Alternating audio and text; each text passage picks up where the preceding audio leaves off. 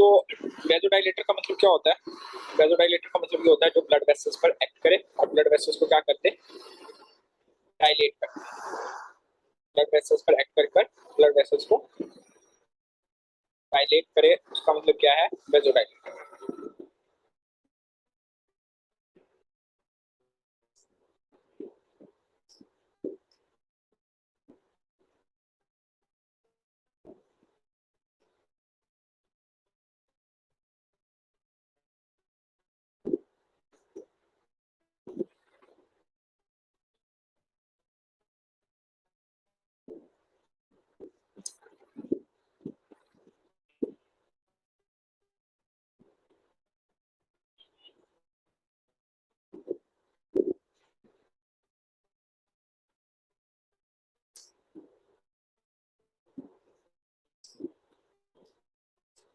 जी, तो blood vessels की dilatation से क्या होता है?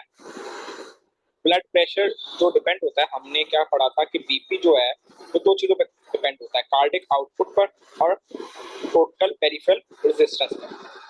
अब जो टोटल पेरिफेरल रेजिस्टेंस है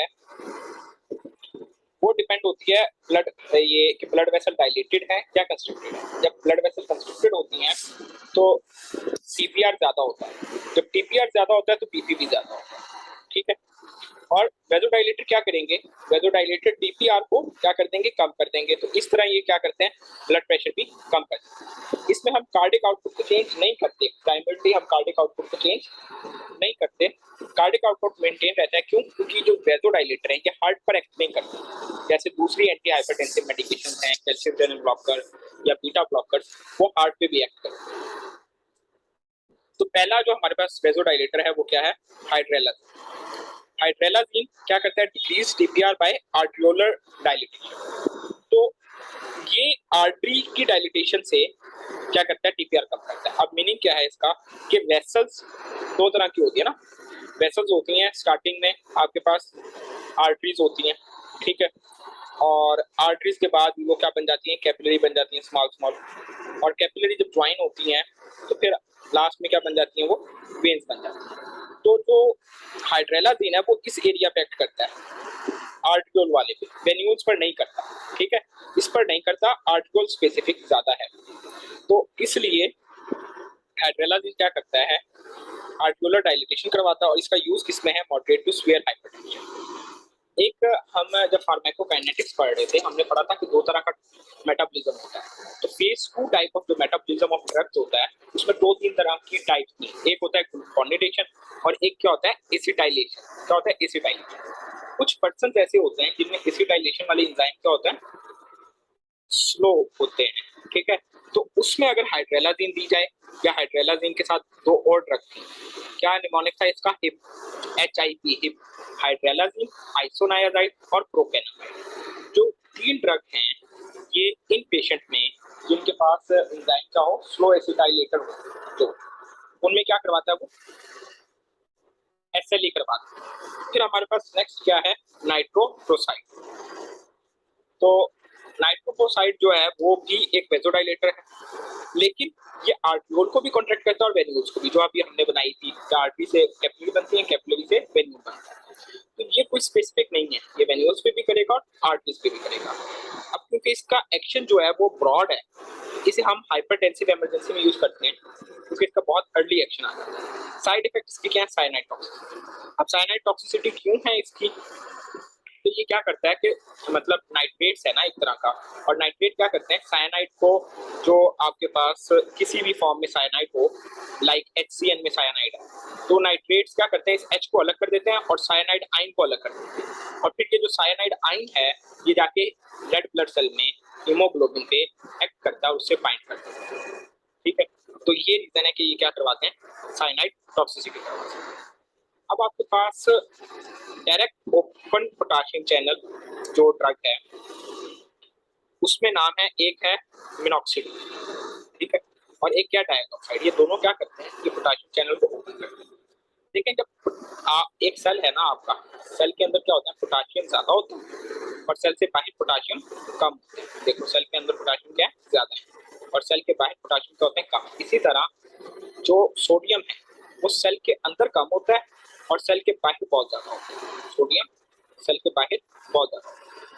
अब अगर आप पोटाशियम चैनल को ओपन कर देंगे, पोटाशियम चैनल को ओपन कर देंगे तो सारा जो पोटाशियम है वो, क्योंकि सेल के अंदर ज्यादा और सेल के बाहर कम है, डाउन का कंसंट्रेशन ग्रेडियंट क्या हो जाएगा, बाहर लीक हो जाएगा। जब वो लीक हो जाएगा तो सेल के अंदर क्या चार्ज डेवलप हो जाएगा, नेगेटिव चार्ज। क्या हो जाएगा, नेगेटिव चार्ज। तो यहाँ क्या लिखा है, hyper polarization of smooth muscles. Smooth muscles क्या हो जाएगी, हाइपर पोलराइजेशन। और जब हाइपर पोलराइजेशन होती है तो क्या होती है, स्मूथ मसल्स क्या हो जाते हैं, रिलैक्स हो जाते हैं। अब ब्लड वेसल्स हैं, ये ब्लड वेसल्स के ऊपर क्या होता है, एंडोथेलियल सेल, और अंडरलाइन क्या होता है, स्मूथ मसल।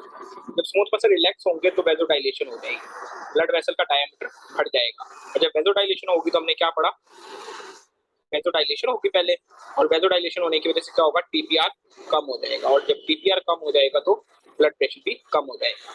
तो इनका ये मैकेनिज्म है, जैसे ये क्या करवाती है, मिनॉक्सिडिल और डायऑक्साइड वेजोडाइलेशन।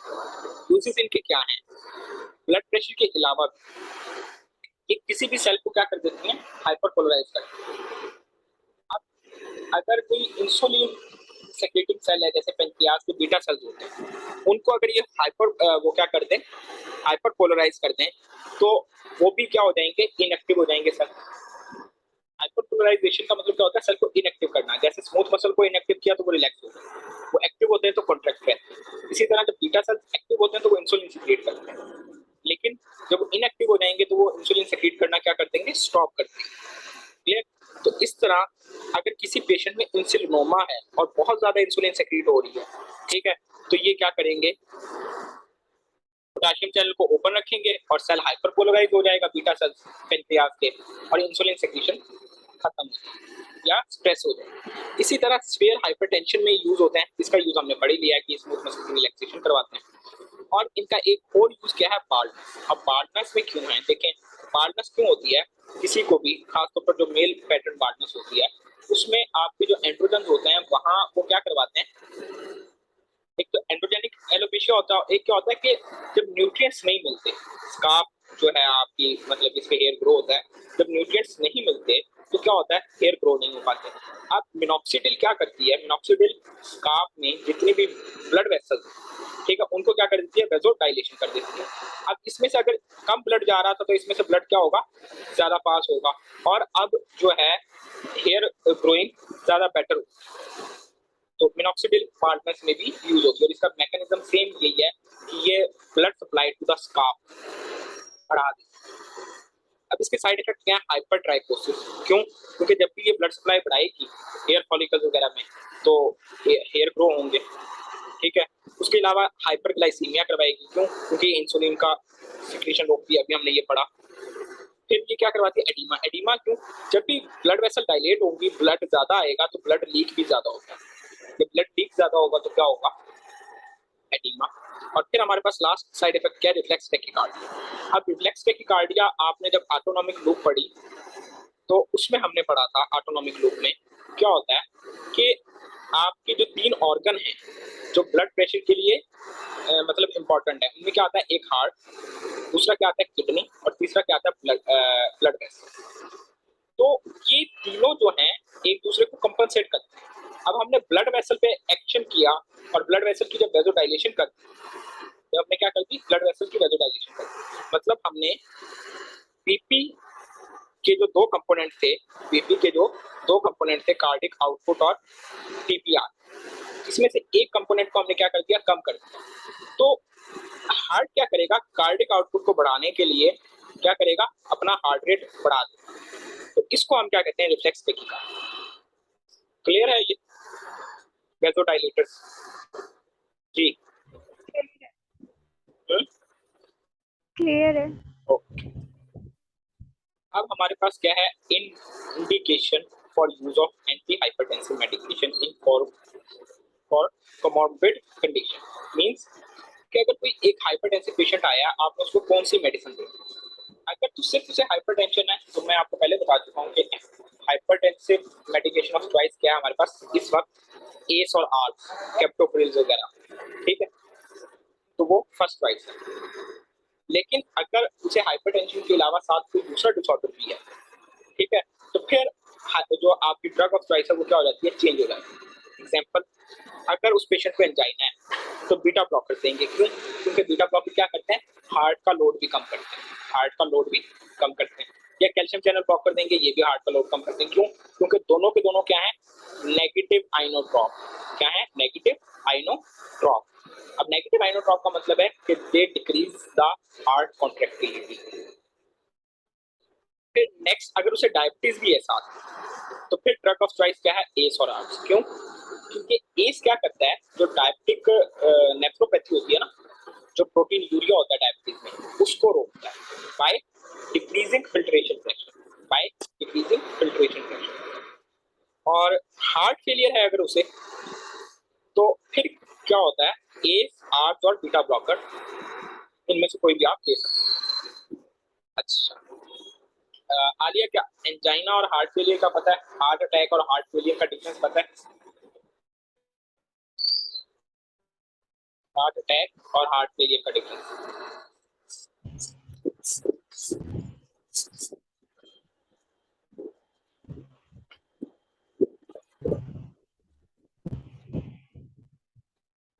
या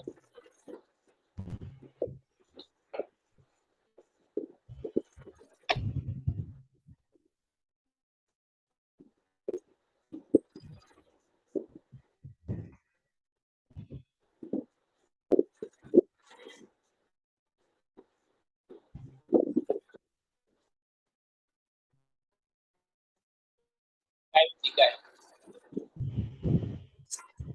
अच्छा, चलिए मैं आपको बताता हूँ।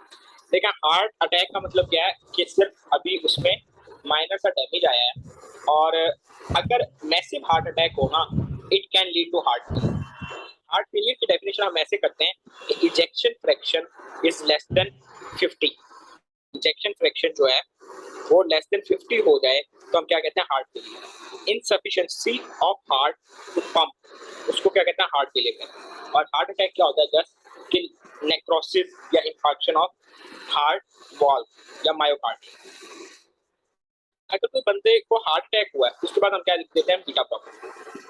फिर अगर उसको बीपीएच है, मतलब बिनाइन प्रोस्टेटिक हाइपरप्लेजिया, तो उसके लिए हम क्या कहते हैं, अल्फा ब्लॉकर। ये हमने ऑटोनॉमिक में पढ़ा था कि अल्फा ब्लॉकर क्या करते हैं कि जो यूरिनरी स्फिंक्टर होता है उसको रिलैक्स करते हैं। तो अब ये अल्फा ब्लॉकर उसका भी यूज हो जाएगा उसमें, और अल्फा ब्लॉकर क्या करते हैं, वेजोडाइलेशन भी करवाते हैं, तो टीपीआर कम करके बीपी भी कम हो जाएगा। इसलिए बीपीएच में drug of choice for hypertension क्या बन जाती है, अल्फा ब्लॉकर बन जाती है।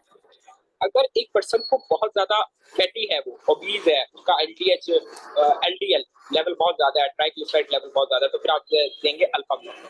क्यों? क्योंकि अल्फा जो होता है वो एडिपोज टिश्यू पे भी होता है, लिवर पे भी होता है, और क्या करवाता है, लाइपोलाइसिस।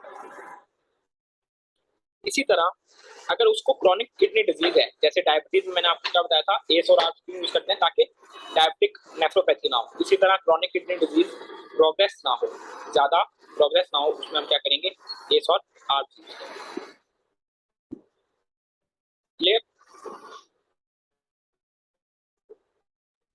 क्लियर। अब हमारे पास है कि ये तो थी सिस्टमिक हाइपरटेंशन। बॉडी में दो सर्कुलेशन होती है ना, एक होती है सिस्टमिक सर्कुलेशन और एक होती है पल्मोनरी सर्कुलेशन।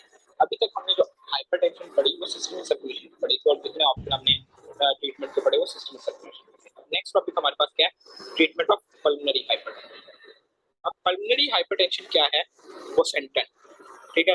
वो सेंटान जो क्या करता है, ये एंडोथिलिन 1 रिसेप्टर का क्या है, एंटागोनिस्ट है। एंटागोनिस्ट का मतलब क्या होता है, ब्लॉकर, ठीक है। तो लाइक अगर हमारे पास ये पल्मोनरी वेसल्स है, पल्मोनरी वेसल हमारे पास ये है, और उसके ऊपर क्या होता है, एंडोथेलियल सेल्स होते हैं किसी भी वेसल के ऊपर, और इन वेसल्स के ऊपर क्या प्रेजेंट होता है, आपका एंडोथेलियन रिसेप्टर। और प्रोसेंटन क्या करेगा, इस रिसेप्टर को ब्लॉक कर देगा, ठीक है। तो जब ये एंडोथेलियन रिसेप्टर करता क्या है, ये एंडोथेलियन रिसेप्टर नाइट्रिक ऑक्साइड रिलीज करवाता है, और नाइट्रिक ऑक्साइड क्या करवाती है, ब्लड वेसल को डायलेशन करवाती है, ठीक है। तो अगर आप इसे ब्लॉक कर देंगे तो नाइट्रिक ऑक्साइड क्या होगा, इंक्रीज होगा, और क्या होगी, वेसो डायलेशन होगी, जिसकी वजह से आपकी पल्मोनरी हाइपरटेंशन क्या हो जाएगी, रिलीव हो जाएगी। इसमें थोड़ी सी करेक्शन दोबारा से मैं कर दूं। उन्होंने क्या लिखा है कि एंडोथिलिन जो खुद है, जो एंडोथिलिन खुद जो है वो क्या है, पावरफुल वेसोकंस्ट्रिक्टर, मतलब ये क्या करवाता है, ब्लड वेसल्स को कंस्ट्रिक्ट करवाएगा फर्दर, और क्या होगा, रेजिस्टेंस इंक्रीज होगा, ठीक है। और जब रेजिस्टेंस इंक्रीज होगा तो क्या होगा, बीपी भी इंक्रीज होगा, पल्मोनरी हाइपरटेंशन होगी। और बोसेंटन क्या है, एंडोथिलिन रिसेप्टर एंटागोनिस्ट है, वो इस रिसेप्टर को ब्लॉक कर देगा, तो ये वेसोकंस्ट्रिक्शन नहीं होगी। जब ये वेसोकंस्ट्रिक्शन नहीं होगी तो पल्मोनरी हाइपरटेंशन होगी। अब इसको हम ओरली दे सकते हैं, ठीक है। इसका route of administration, side effect इसके क्या है कि ये वेसोडाइलेशन के साथ एसोसिएटेड है। जैसे सिर्फ पल्मोनरी वेसोडाइलेशन ही नहीं करवाएगा, ये सिस्टमिक वेसोडाइलेशन भी करवाएगा।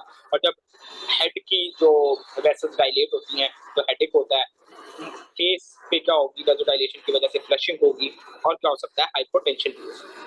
प्रेगनेंसी में कंट्राइंडिकेशन। फिर आपके पास नेक्स्ट क्या है, प्रोस्टासाइक्लिन। इसका ड्रग का नाम क्या है, एपोप्रेस्टोनोल। इसको हम क्या करते हैं, या इन्फ्यूजन पंप देते हैं, उसको ओरली देते हैं, ये इन्फ्यूजन पंप में।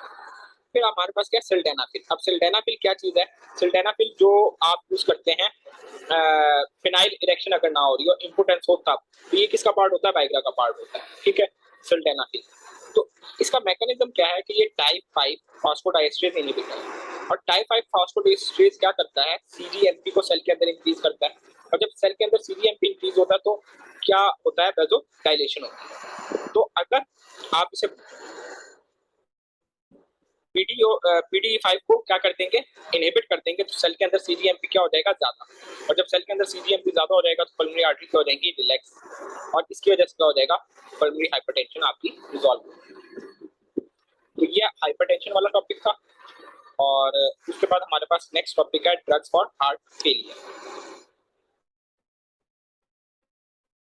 उससे कोई रिलेटेड क्वेश्चन है जो आज हमने पढ़ा है, या कुछ ना समझ आया हो, थोड़ा सा मैं पीछे से भी एक्सप्लेन कर दूंगा अगर कोई क्वेश्चन है।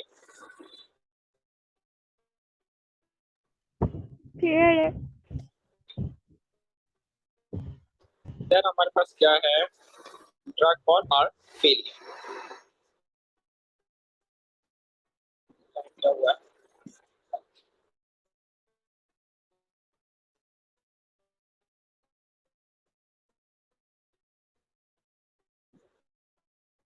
अच्छा, हार्ट फेलियर का मैं पहले आपको बता चुका हूँ कि हार्ट फेलियर में प्रॉब्लम क्या होता है कि इजेक्शन फ्रैक्शन लेस देन 50। जितना ब्लड उसे पंप करना चाहिए हार्ट उतना ब्लड पंप नहीं कर रहा। मेन चीज ये, जब वो पंप नहीं कर रहा तो इसका मतलब फेलिंग हार्ट या डिक्रीज कार्डिक आउटपुट हो, तो हम क्या कहते हैं, हार्ट फेलियर। अब देखें मेन प्रॉब्लम इसमें क्या है, कार्डिक आउटपुट का कम। जब कार्डिक आउटपुट कम होता है तो क्या होता है, बीपी कम होता है। अब ब्लड प्रेशर कम होगा तो हर ऑर्गन को ब्लड प्रेशर कम जाएगा, रीनल को भी कम जाएगा, रीनल ब्लड फ्लो भी कम होगा। तो रीनल ब्लड फ्लो कम होगा तो रीनल जो कंपनसेशन करता है, मैं आपको बताया ना कि हार्ट और किडनी और ब्लड वेसल एक दूसरे के साथ कंपनसेट करते हैं। तो जब हार्ट से काम नहीं कर रहा और कार्डिक आउटपुट कम हो जाता है, किडनी कंपनसेशन करता है। किडनी क्या करता है, रेनिन इंक्रीज करता है। रेनिन क्या करवाता है, एंजियोटेंसिन 2, एंजियोटेंसिन 1, और फिर लास्ट में एल्डोस्टेरोन को ज्यादा करवाता है। अब एल्डोस्टेरोन जब ज्यादा होता है तो किडनी क्या रिटेन करने लगता है, सोडियम और वाटर को बॉडी में ज्यादा रिटेन करने लगता है, एब्जॉर्प्शन बढ़ा देता है। जब सोडियम और वाटर बढ़ जाते हैं तो बॉडी में क्या होने लगता है, एडिमा, ब्लड वॉल्यूम बढ़ जाती है। जब ब्लड वॉल्यूम बढ़ जाती है तो हार्ट के पास दोबारा से जो वेनस ब्लड आता है, मतलब जो वेन्स लेके आती हैं हार्ट के पास ब्लड, जिसको हम प्री लोड कहते हैं, वो भी बढ़ जाता है। जब प्री लोड बढ़ेगा, ठीक है, अब लाइक हमारे पास ये मैं हार्ट बना, और हार्ट का सबसे बड़ा चैम्बर हमारे पास क्या होता है, लेफ्ट वेंट्रिकल। अब लेफ्ट वेंट्रिकल में जो ब्लड आता है वो कहाँ से आता है, लेफ्ट एट्रियम से आता है। अब देखें किडनी ने जब कंपनसेट किया तो अगर इसमें पहले यहाँ तक आ रहा था ब्लड, ठीक है, अब ब्लड क्या हो जाएगा, बढ़ जाएगा। अब जो वेनस रिटर्न है आपका क्या हो जाएगा, इंक्रीज हो जाएगा। वेनस रिटर्न आपका क्या हुआ, इंक्रीज हो गया। अब जब वेनस रिटर्न इंक्रीज हो गया यहाँ से, pre load increase, pre load जो है वो क्या हो गया, इंक्रीज हो गया। तो सारे का सारा ब्लड यहाँ से क्या आ जाएगा, वेंट्रिकल में। पहले वेंट्रिकल में ब्लड कम आ रहा था, अब क्या होगा, और ज्यादा आएगा। जब वेंट्रिकल में ब्लड आ तो रहा है ज्यादा, लेकिन वेंट्रिकल आपके क्या पंप सही नहीं कर रहे, वेंट्रिकल आपके पंप सही नहीं कर रहे। तो अगर मैं यहाँ आयोर्टा बनाऊं जिससे पंप होता है, ब्लड बाहर जाता है, तो इसमें ब्लड है तो बहुत सारा वेंट्रिकल में, लेकिन बाहर नहीं पंप हो रहा आयोर्टा में, तो ब्लड यहाँ क्या होने लग जाएगा, अकोमुलेट होने लग जाएगा, और क्या हो जाएगी, एन डायस्टोलिक वॉल्यूम बढ़ जाएगी, हार्ट क्या हो जाएगा, डायलेटेड हो जाएगा। अब जब हार्ट ज्यादा डायलेट हो जाएगा तो जो मसल है वो बहुत ज्यादा स्ट्रेच हो जाएंगे, तो उसकी कॉन्ट्रैक्शन क्या हो जाएगी, फर्दर डिक्रीज हो जाएगी और कार्डिक आउटपुट और ज्यादा कम हो जाएगा। तो ये एक साइकिल बनती है, मतलब हार्ट फेलियर वाला पेशेंट बच नहीं सकता, उसका हार्ट फेलियर है और जो कंपनसेशन उसको और ज्यादा हार्ट फेल कराएगा। ठीक है, तो ये रीजन है। आपने इसका ट्रीटमेंट क्या करना है, आपने ये जो साइकिल है, ये जो विस्कस साइकिल है जो हर दफा में हार्ट फेलियर करवाई जाती है और बढ़ाई जा रही है, उसको आपने रोक। तो आप क्या कर सकते हैं, किडनी की कंपनसेशन रोक सकते हैं। किडनी की कंपनसेशन कैसे रुकेगी, चाहे आप एंजियोटेंसिन 2 को ब्लॉक करते हैं, चाहे एल्डोस्टेरोन को ब्लॉक करते हैं, तो आपकी कंपनसेशन रुक जाएगी। दूसरा कैसे इफेक्ट पड़ता है, एक तो ये था, एक रूट क्या है हमारे पास, ये। सेकंड रूट क्या होता है, जब कार्डिक आउटपुट कम होता है, आपको पता है बीपी आपका कम हो तो एक तरह से स्ट्रेस कंडीशन है ना, जब स्ट्रेस कंडीशन होती है तो सिंथेटिक एक्टिविटी ज्यादा हो जाती है और हार्ट रेट बढ़ने लगता है। तो दूसरा प्रिंसिपल ऑफ थेरेपी क्या है कि आप सिंथेटिक टोन को कम करें। एक क्या कम करें, एल्डोस्टेरोन और एंजियोटेंसिन 2 का एक्शन। दूसरा सिंथेटिक टोन को कम करें ताकि जो हार्ट है उस पर जोर ज्यादा ना पड़े, हार्ट रेट ज्यादा ना हो। जब सिंथेटिक एक्टिविटी ज्यादा होती है तो वैसोकंस्ट्रिक्शन ज्यादा होती है। अब वैसोकंस्ट्रिक्शन का मतलब क्या है, आफ्टर लोड का बढ़ना, और आफ्टर लोड क्या होता है, प्रेशर एट आयोर्टा। प्रेशर एट आयोर्टा को हम क्या कहते हैं, आफ्टर लोड, आयोर्टा पर जो प्रेशर। अब यहाँ अगर प्रेशर हाई होगा तो लेफ्ट वेंट्रिकल को पंप करने में प्रॉब्लम होगी ना, तो आपने आफ्टर लोड को भी कम करना है। इसको कैसे कम कर सकते हैं हम आफ्टर लोड को, बाय इनहिबिटिंग सिंथेटिक एक्टिविटी। जब आप सिंथेटिक एक्टिविटी को इनहिबिट कर देंगे, ना तो हार्ट रेट बढ़ेगा, ना आफ्टर लोड बढ़ेगा, और ना हार्ट को ज्यादा काम करना पड़ेगा। क्लियर। दूसरा आप क्या कर सकते हैं कि हमने क्या पढ़ा कि जब हार्ट डायलेट होता है तो कॉन्ट्रैक्टिलिटी कम हो जाती है। जब कॉन्ट्रैक्टिलिटी कम हो जाती है तो आप कॉन्ट्रैक्टिलिटी बढ़ा सकते हैं। और कॉन्ट्रैक्टिलिटी कैसे बढ़ते हैं, अभी हम पिछले चैप्टर में पढ़ के आए हैं कि कैल्शियम चैनल ब्लॉकर, ठीक है, और बीटा ब्लॉकर जो है वो क्या है, नेगेटिव आइनोट्रॉप, नेगेटिव आइनोट्रॉप्स। लेकिन आपने यहाँ नेगेटिव आइनोट्रॉप्स नहीं देने, आपने यहाँ पॉजिटिव आइनोट्रॉप देने जो कॉन्ट्रैक्टिलिटी बढ़ाएं। और उसकी एग्जांपल क्या है, डाइजॉक्सिन। तो डाइजॉक्सिन क्या करता है, कॉन्ट्रैक्टिलिटी बढ़ाता है। तो ये सब चीजें इसका ट्रीटमेंट है। पहला ट्रीटमेंट क्या है कि आप किडनी की कंपनसेशन रोको। दूसरा ट्रीटमेंट क्या है, सिंथेटिक एक्टिविटी रोको। तीसरा क्या है, डाइजॉक्सिन, मतलब कॉन्ट्रैक्टिलिटी। तो फार्माकोलॉजी एम किस पे होती है कि आप एक तो प्रीलोड कम करो। प्रीलोड कैसे कम होगा, एल्डोस्टेरोन और एंजियोटेंसिन को कम करते हैं। तो एस और आप क्या करते हैं, कम कर देते हैं। फिर कैसे कम होगा प्रीलोड, विनोडाइलेटर। विनोडाइलेटर की एग्जांपल ऊपर हम पढ़ चुके हैं, नाइट्रोक्लोराइड भी है और हाइड्रेलाजीन भी है। आफ्टर लोड कैसे कम होगा, आर्टियोलो डाइलेटर। आर्टियोलो डाइलेटर भी हमने ऊपर पढ़ी। तो जो आर्टियोलो डाइलेटर हैं वो कौन सी है, हाइड्रेलाजीन स्पेसिफिकली आर्टियो डाइलेटर है। इसके अलावा नाइट्रोक्लोराइड आर्टियो डाइलेट भी करती है, विनोडाइलेट भी करती है। कॉन्ट्रैक्टिलिटी कैसे इंक्रीज होती है, डाइजॉक्सिन देके, बीटा एगोनिस्ट देके। हमने क्या कहा था कि बीटा ब्लॉकर जो है वो नेगेटिव आइनोट्रॉप है, मतलब कि बीटा एगोनिस्ट जो होंगे जो हम यूज करते हैं 2 बीटा भी हार्ट फेलियर में, तो वो बीटा एगोनिस्ट है। या फिर फॉस्फोडाइएस्ट्रेज 3 इनहिबिटर। फॉस्फोडाइएस्ट्रेज 3 इनहिबिटर क्या करते हैं, कार्डिक सेल के अंदर CAMP को इंक्रीज करवाते हैं। CAMP को, जैसे फॉस्फोडाइएस्ट्रेज इनहिबिटर फिनाइल टिश्यू में CGMP को इंक्रीज करवाते हैं, इसी तरह फॉस्फोडाइएस्ट्रेज 3 इनहिबिटर CAMP को इंक्रीज करवाते हैं। और कार्डिक सेल क्या हो जाते हैं, फिर कॉन्ट्रैक्ट होते हैं और उनकी कॉन्ट्रैक्टिलिटी बढ़ जाती है। इस ड्रग का नाम क्या है, मिलरिनो।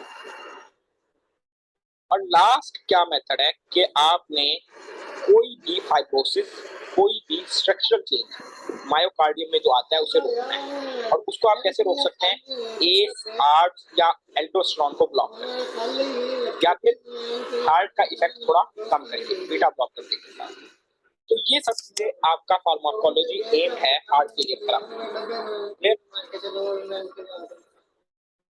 जी, आलिया, ये हमारा नया चैप्टर है। तो हार्ट फेल होता किस वजह से है? कंपनसेशन की वजह से। और फिर हमने उसमें कौन कौन से मेडिसिन देनी है वो क्लियर हो गई आपको? हाँ जी।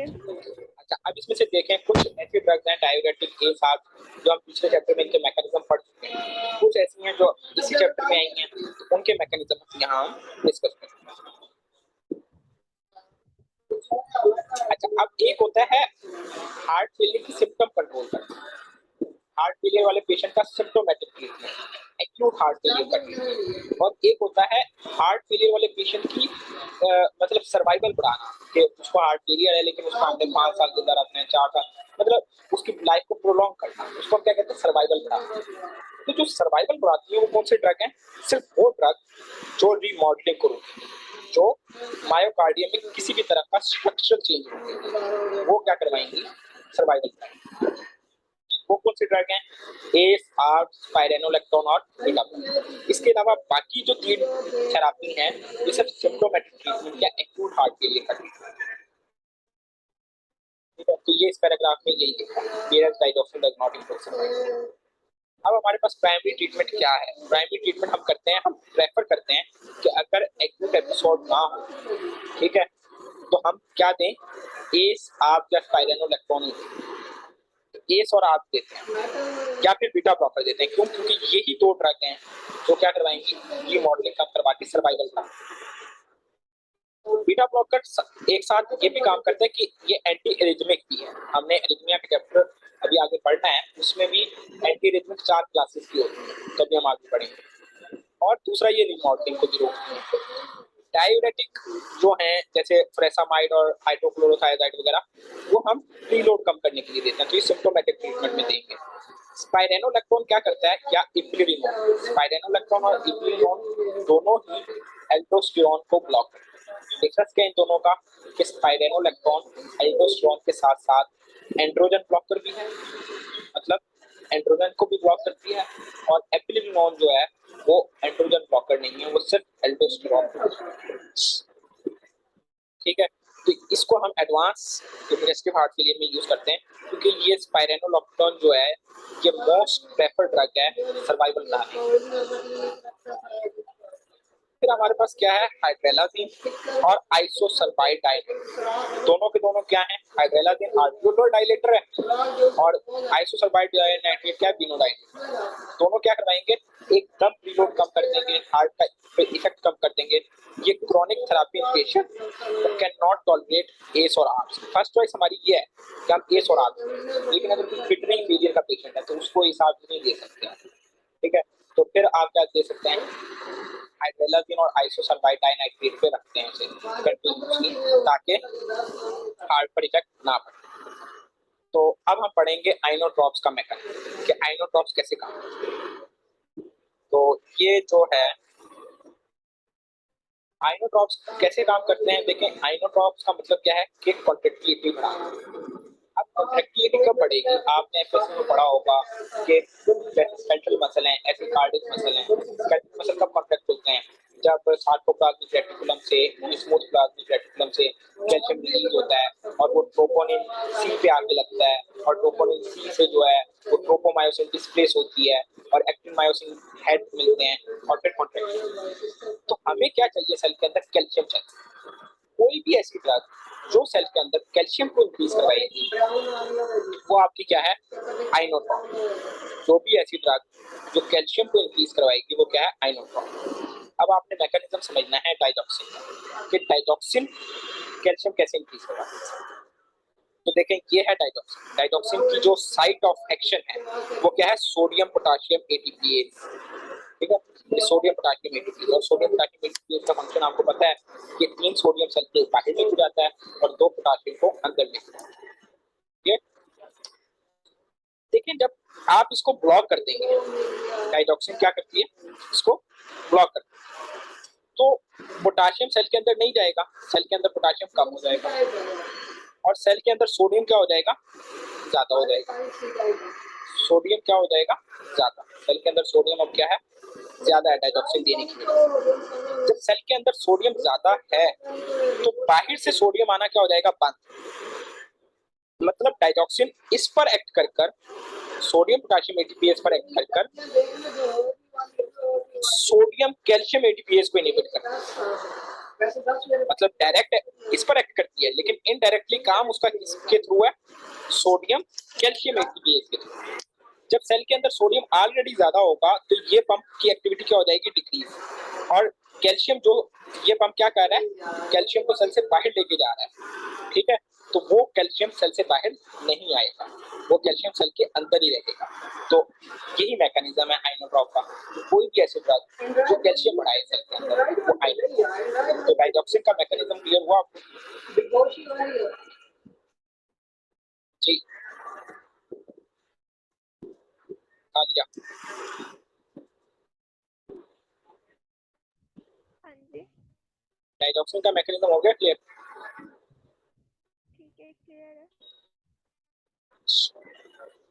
तो हमारे पास नेक्स्ट आइनोट्रॉप क्या है, हमारे पास डोब्यूटामिन। अब डोब्यूटामिन कैसे आइनोट्रॉप है भाई? डोब्यूटामिन आपने वहाँ हमने ऑटोनॉमिक में एक लाइन तो पढ़ ली थी कि beta agonist are inotropic, beta agonist are chronotropic, beta agonist are thermotropic, conduction भी बढ़ाते हैं, कंडक्टिविटी भी बढ़ाते हैं, हार्ट रेट भी बढ़ाते हैं, ठीक है। लेकिन बढ़ाते कैसे, तो देखें, ये है आपका बीटा एगोनिस्ट। बीटा 1 रिसेप्टर पर जो ड्रग काम करेगी उसको हम क्या कहेंगे, बीटा एगोनिस्ट। और एग्जांपल हमारे पास क्या है, बीटा 1 सिलेक्टिव है ये, या हम ये कह सकते हैं कि दो बीटामिन बीटा 1 पर ज्यादा एक्ट करती है बीटा 2 से। और एक ड्रग हमने पढ़ी थी आइसोप्रेटिनोल, ठीक है, वो बीटा 1 और बीटा 2 पे इक्वली एक्ट करती है।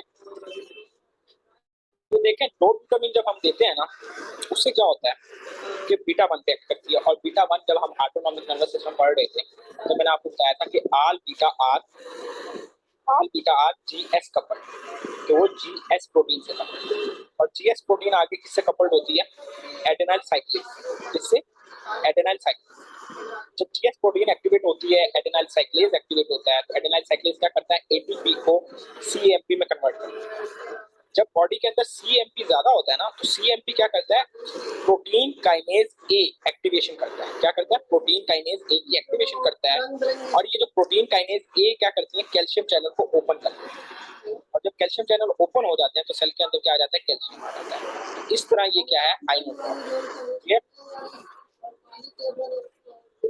अच्छा, फिर एक और आइनोट्रॉप जो हमने पढ़ा था वो क्या है हमारे पास, वो है मिलिरिनोन।